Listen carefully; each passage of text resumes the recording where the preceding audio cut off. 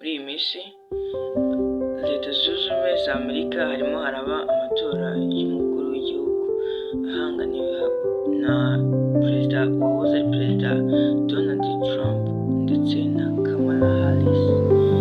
Muri aya matora impande zombi zirahanganye, ariko uruhande baha amahirwe menshi uruhande ruhagaze Donald Trump, kuko bamuzi ko ushize amatora ya 2016 bamutoye kandi bikagenda neza, akaba yarabagejeje kuri byinshi, bakaba bamwizeye nanone ko yakongera akabayobora mu bindi bizakurikiraho.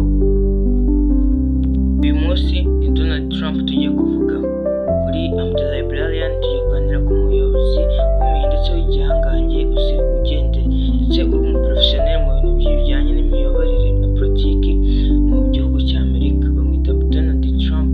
Donald Trump ni umugabo wagize amateka ahambaye ndetse manini mbere y'uko atangira kuba perezida, ndetse n'uko yabaye perezida akageza ku banyamerika ibintu byinshi.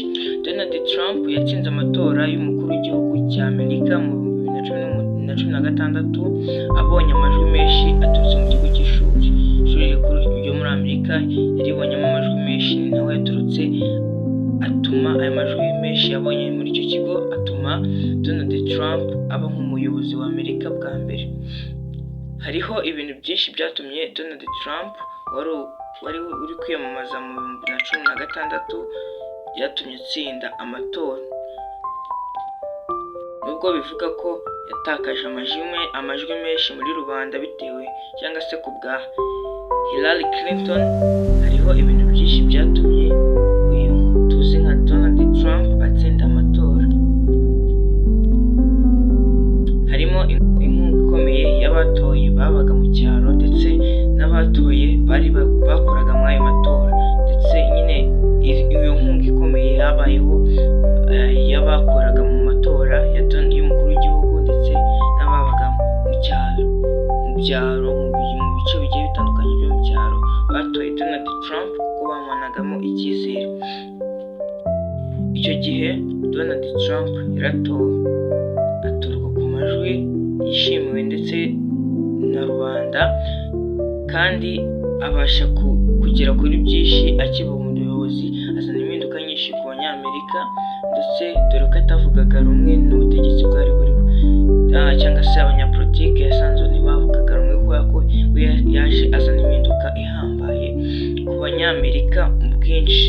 Abanyamerika benshi yabazaniye muri rusange yabazaniye impinduka zigiye zitandukanye, bituma habaho kumwishimira muri presidento yiwe mu gihe yagiye ayobora cyiwe.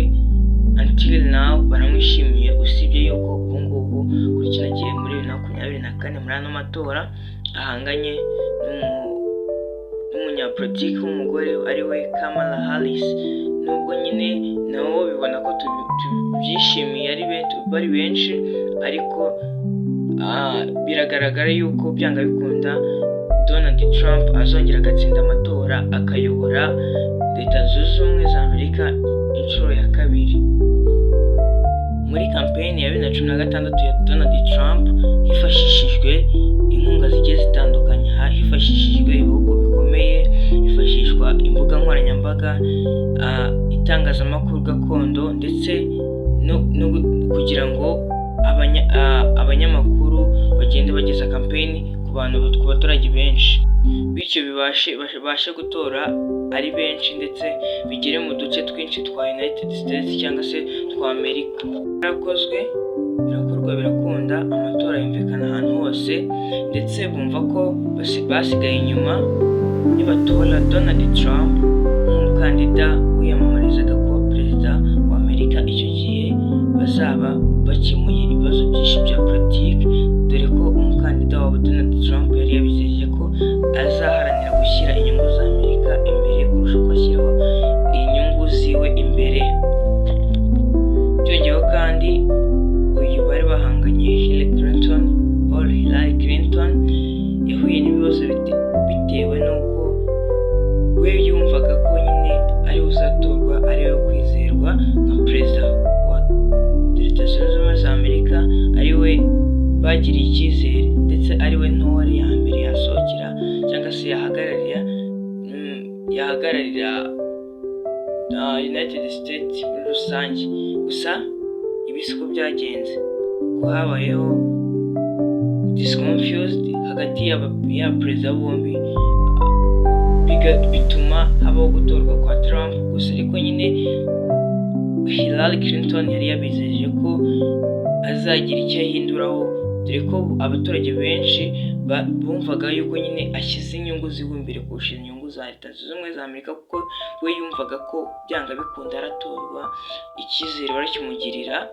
Ibi bituma ishuri rikomeye mu gihugu cyangwa se ishuri rikuru rigirira icyizere Donald Trump, riramutora abasha kuba perezida wa Leta Zunze Ubumwe za Amerika. Ibyo byose kandi Donald Trump yakoresheje izo ngingo za Hillary Clinton mu matora ye, mu kwiyamamaza kwe, bituma ikigo cy'ishuri gikomeye, ishuri rikuru, kimuha amajwi, kimugirira icyizere, riramutora, abasha kuba perezida wa Amerika. Perezida aribwo bwa mbere yari abaye perezida wa Amerika. None na n'ubu mu matora ya 2024 ari kwiyamamaza kuba perezida wa Amerika, aho ahanganye n'umudamu w'umunyapolitiki witwa Kamala Harris. Kamala Harris ifitiye icyizere ko bazamutora. Trump ifitiye icyizere ko nawe bazamutora, dore ko mu matora ya Donald Trump y'umukuru w'igihugu ari kuba muri kino gihe, kampeni yiwe bashakaga kumwica, dore ko banamurashe ugutwi bashaka kwica Donald Trump. Gusa ariko ntibyagezweho kuko Donald Trump yari arinzwe, ntibyabasha kugerwaho. Hagati ya Kamala Harris na Trump turi kwibaza ati se bizagenda nka Trump na Hillary Clinton, cyangwa se Kamala Harris azabasha gutsinda Trump?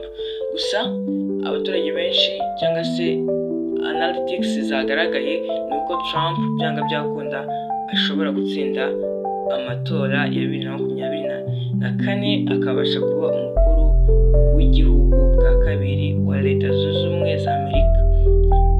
Reka twitega amaso ko bizagerayo, tubitega amaso ko bizabasha kugerwaho kandi bizakunda, kubera yuko aza yuko azashyira inyungu za Amerika imbere kurusha uko yashyira inyungu ziwe imbere, kandi ababwira yuko nk'uko byagezweho mu myaka yashize n'ubu ngubu bigomba kugerwaho neza, kandi Amerika igasubira ku murongo nk'ubwashize, nk'ubwa mbere. Tubyitege. Twari turi kuri I'm the Librarian. Mwabanye natwe, mwakoze kubana natwe, iby'agaciro, kandi mukomeze kutuzamura natwe tubashe kubona inspiration ituruka mu bantu basanzwe, ituruka mu bantu muri mwebwe, kuko ni mwe mutuma dukora ibyo dukorera hano kuri I'm the Librarian. Turabashishikariza, niba wumva nyine ikiganiro cyakugira akamaro ndetse cyabashijeho kigukora nawe kikugeza muri rusange, wakora subscribe, ukandika comment y'uburyo twajya tubigenza. Niba wadukosora, ukaba wadukosora muri comment, and then ukanasharinga ku nshuti zawe nazo ziba zikeneye kumenya amakuru, entertainment, ubushakashatsi, byose bikubiye biba biri kuri I'm the Librarian.